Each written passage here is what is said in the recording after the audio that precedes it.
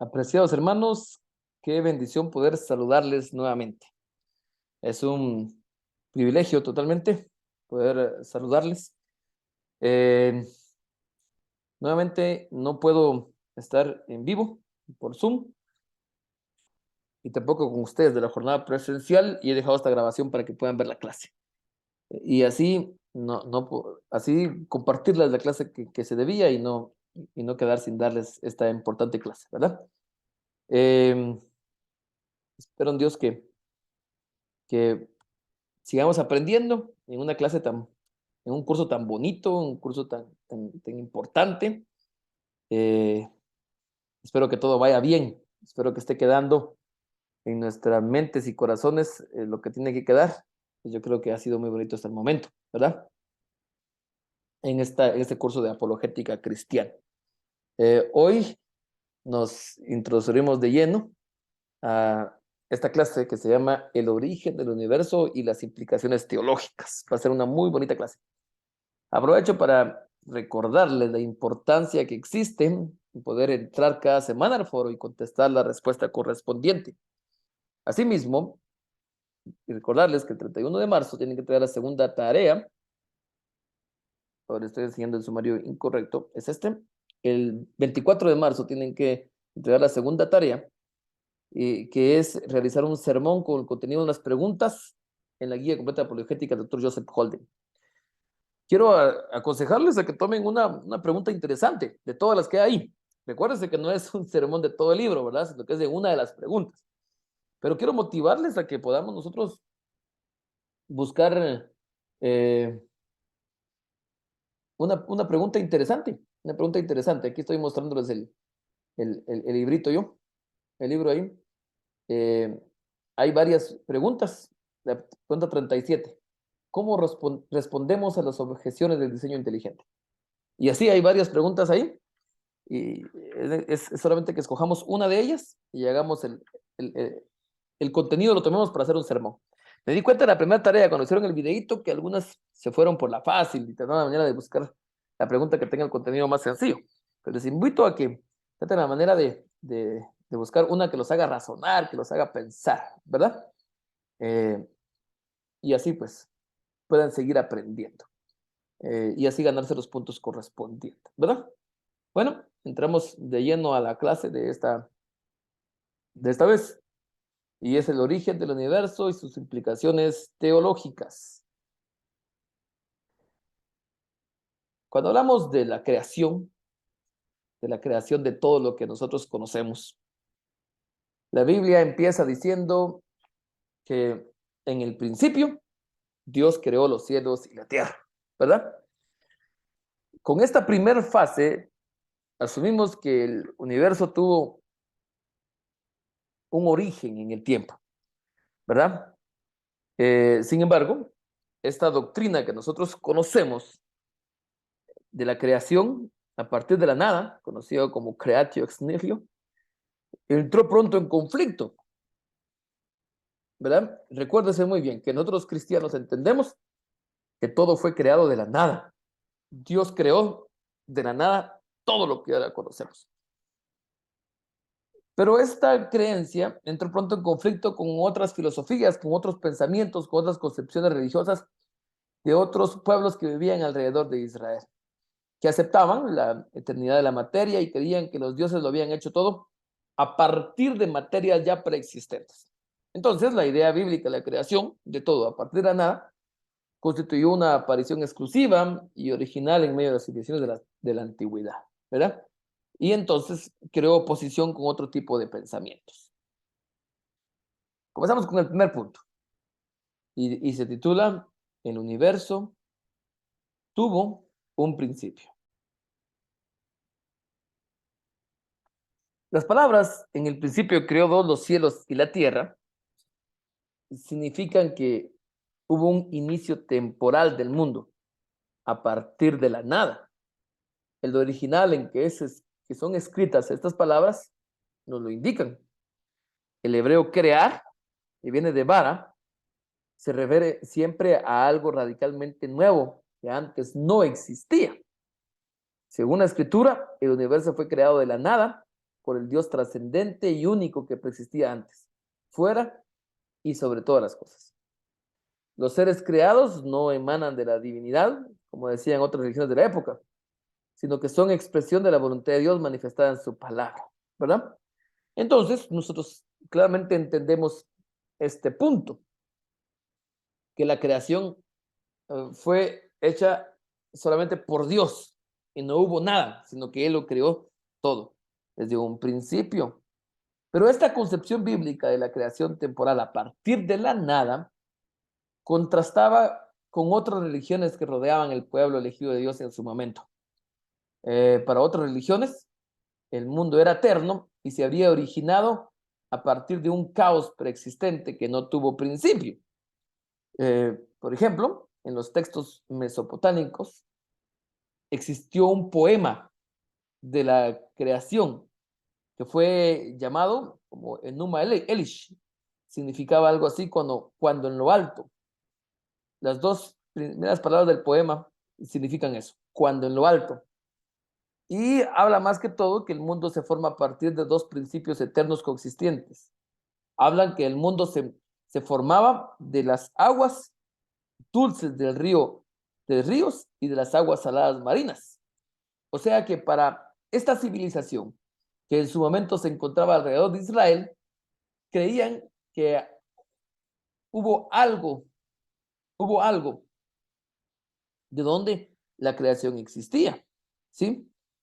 Anu, y que de la unión de estas dos clases de aguas, como decía anteriormente, el agua dulce y el agua salada, entonces surgen sus tres primeros dioses. Anu, el dios del cielo, Enli, el dios de la tierra, y Ea, el dios del mar. Y al final, para la creencia pagana de esta civilización, los hijos de estos dioses lucharán entre ellos porque anhelan vivir en libertad. Y finalmente, Marduk, que muchos posiblemente han escuchado de él, dios de Babilonia, vence y mata al dios Tiamat. Lo parte en dos mitades como si fuera un pescado, y de una parte hacia el cielo y de la otra parte hacia la tierra. Y así, los egipcios también tenían su creencia de cómo es que sus dioses paganos habían formado de algo cosas, pero todas estas civilizaciones contrastaban en el pensamiento israelita de que la creación ha sido por nuestro Dios de la nada. De manera que civilizaciones babilónicas, civilizaciones sumerias, egipcias, creían en la eternidad de la materia, o sea, creían que ya antes había materia y de ahí se origina la creación.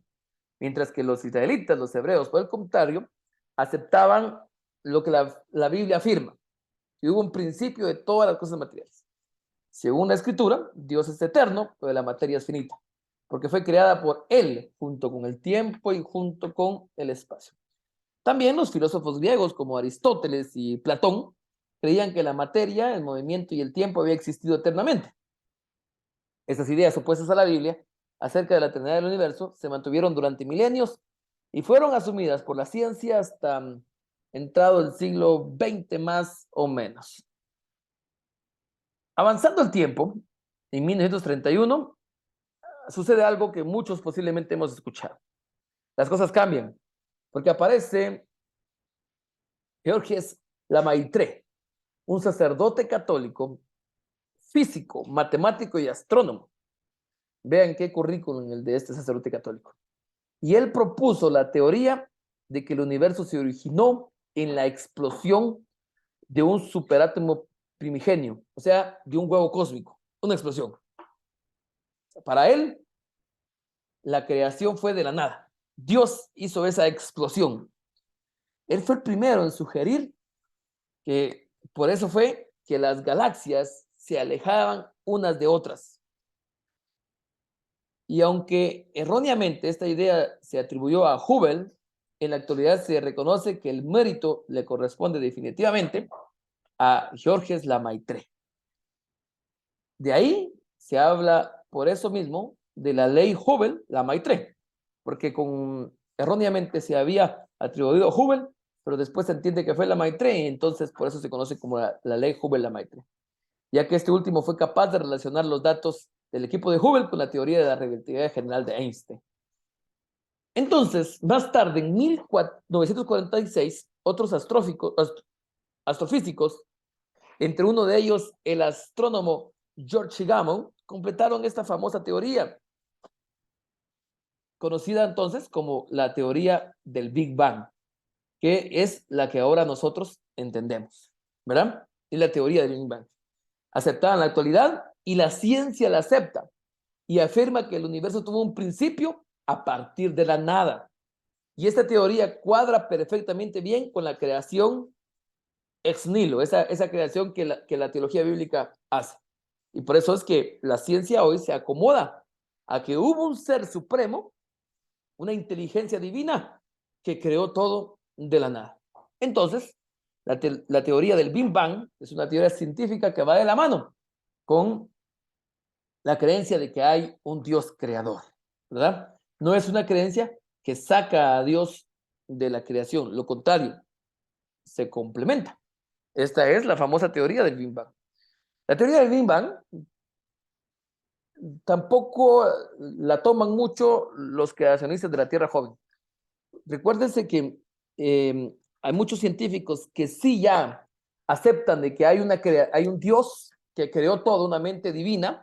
Hay muchos de ellos que son cristianos, pero no se acoplan mucho al pensamiento de la Tierra joven, de que la Tierra tiene aproximadamente 6.000 años.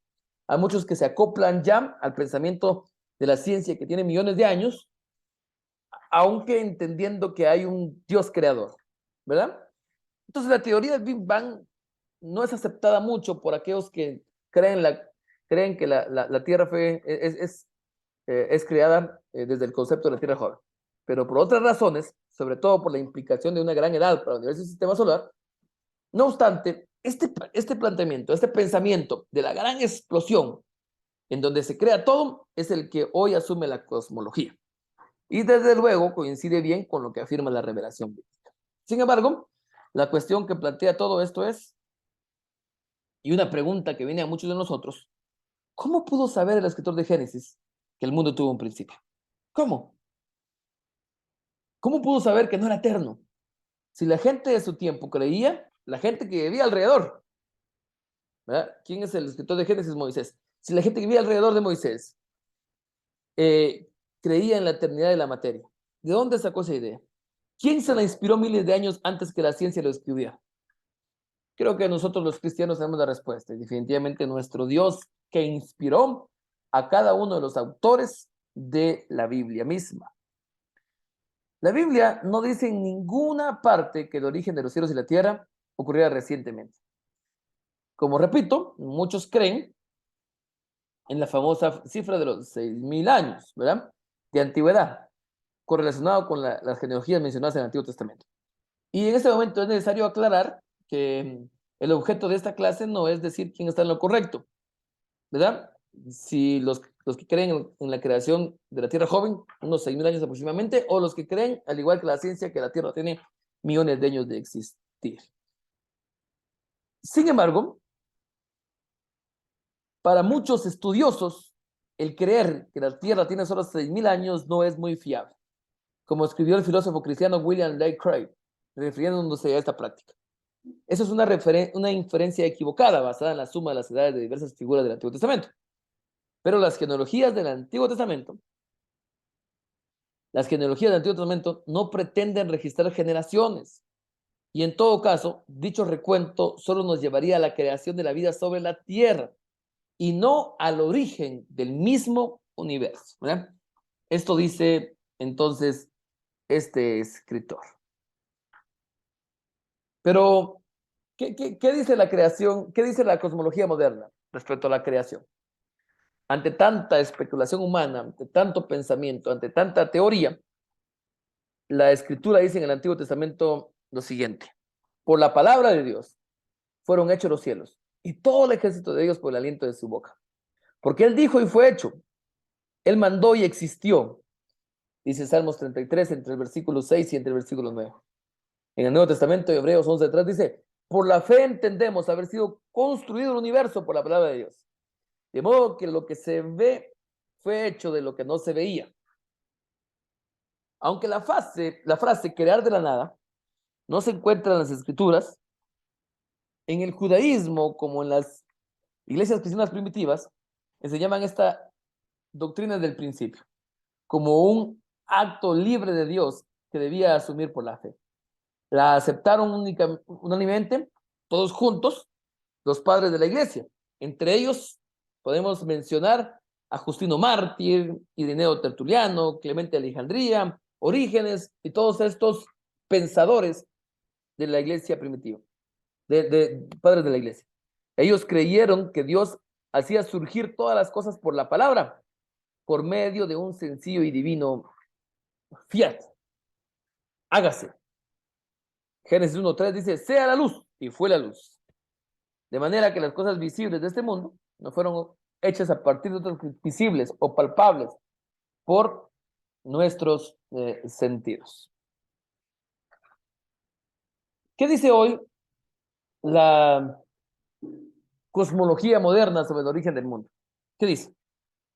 En la actualidad hay pocas dudas entre los investigadores de que el universo se está expandiendo. Se entiende ya que el universo se expande continuamente.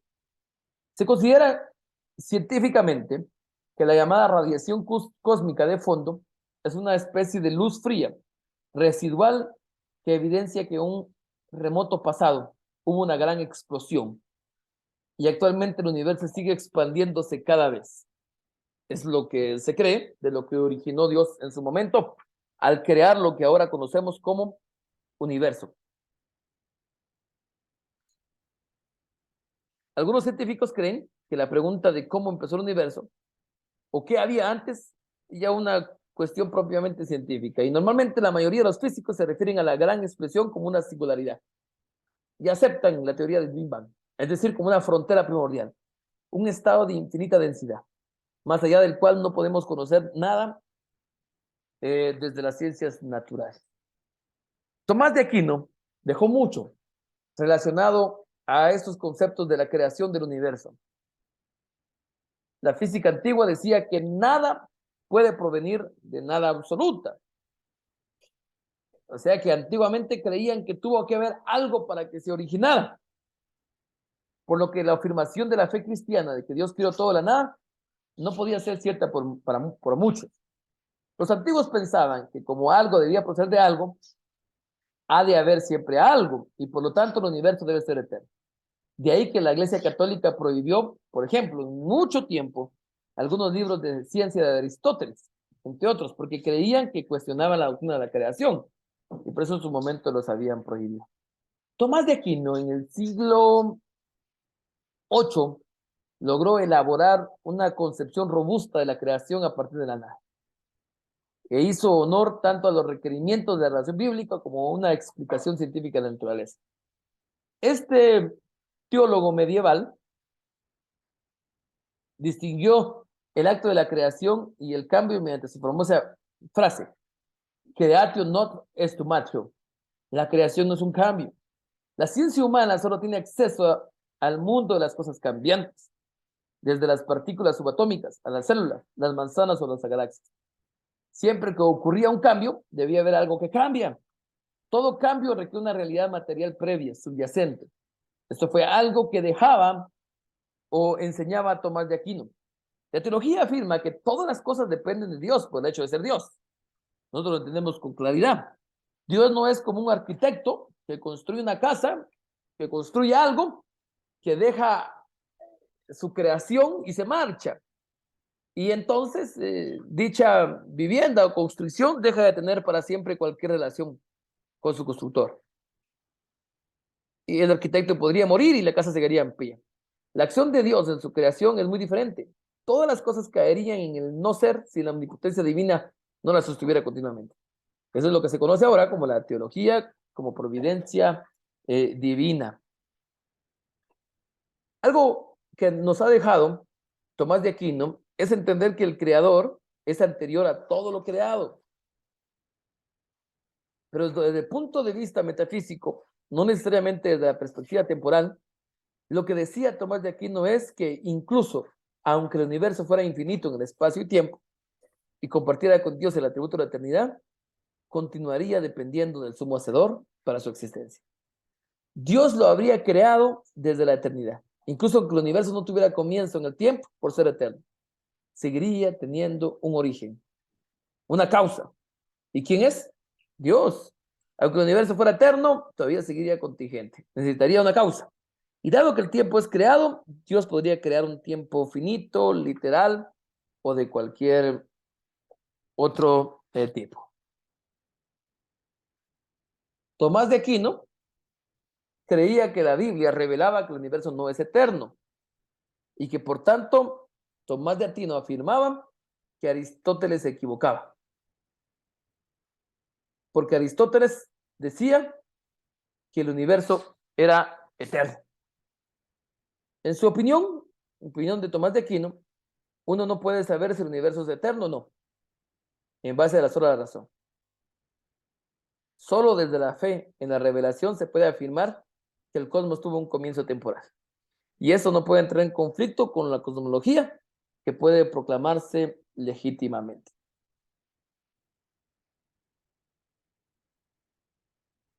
Para Tomás de Aquino, hay dos sentidos de creación a partir de la nada.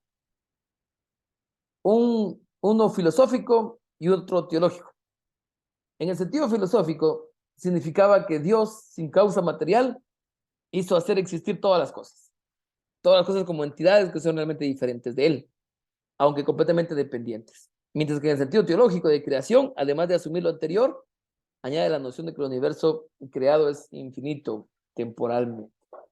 Esto es lo que nos dejó a nosotros Tomás de Aquino, algo muy importante para lo que nosotros entendemos en nuestro curso. Y entonces terminamos con la siguiente pregunta. ¿Puede el estudio del cosmos conducirnos a Dios? Hay un Dios creador. Y entender eso es una deducción extremadamente simple.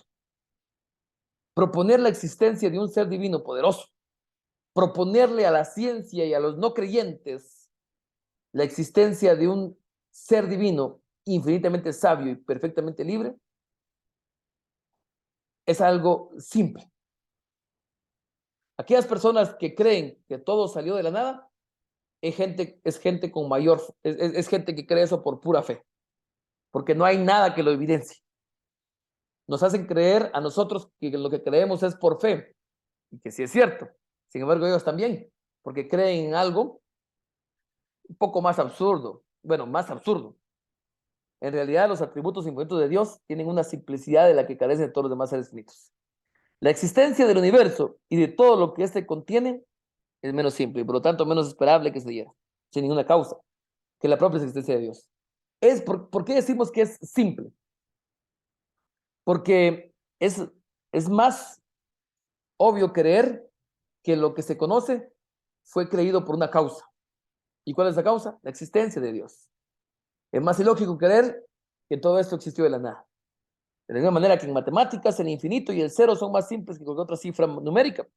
También la infinitud divina posee la cualidad de lo verdaderamente simple.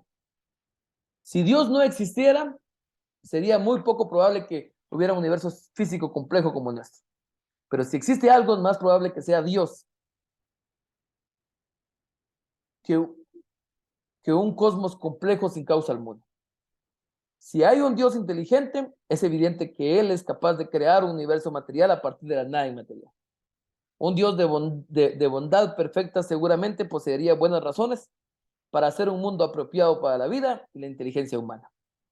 Aún a sabiendas del mal que causaría el ser humano, un creador infinitamente misericordioso había preferido formar criaturas con libre albedrío para elegir entre el bien y el mal, que resignarse a la no existencia de las mismas.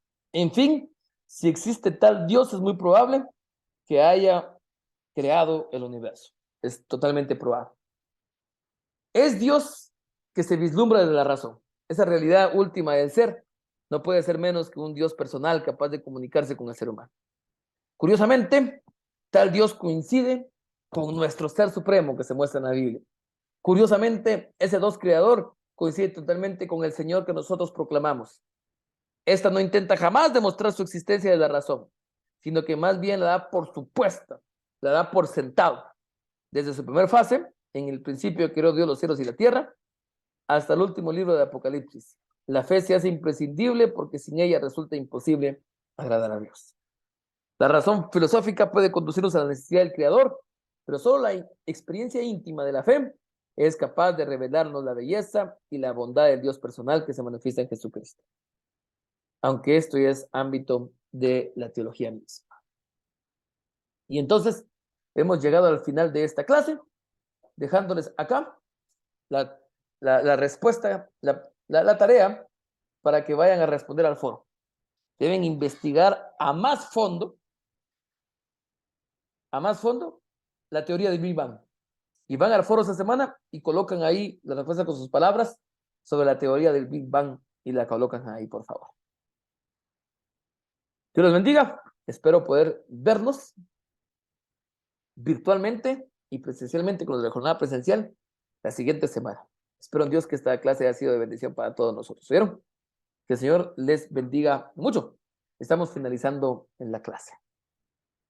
Dios les bendiga bastante. Ahí estoy en el WhatsApp siempre para servirles en todo momento y en todo tiempo. Dios los bendiga.